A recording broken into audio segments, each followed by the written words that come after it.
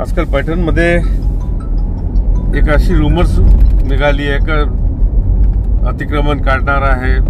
नवीन DP plan प्रमाणे पैठणचे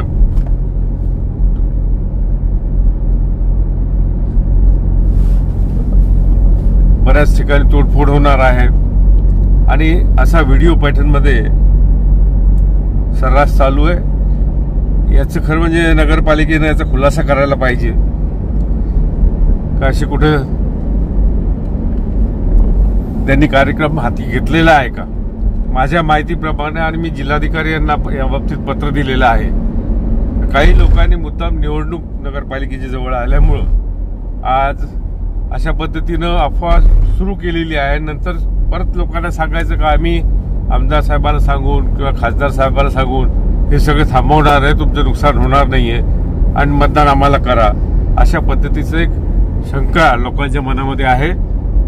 खरं म्हणजे डीपी प्लॅन अजून मंजूर झालेला नाहीये आणि चुकीचा डीपी प्लॅन पेपरमध्ये टाकून अशा पद्धतीच्या अफवा पसरवण्यात आलेल्या आहे. त्यामुळे लोकांमध्ये एक भीतीचं वातावरण तयार झालेलं आहे. मी जिल्हाधिकारी आणि मुख्याधिकारी यांना पत्र दिलेलं आहे आणि आपल्याला सगळ्याला शाश्वत करू इच्छितो का अशा पद्धतीनं कुठं सुद्धा काही सुद्धा प्रकार घडलेला नाहीये, असं ते करू शकत नाहीये.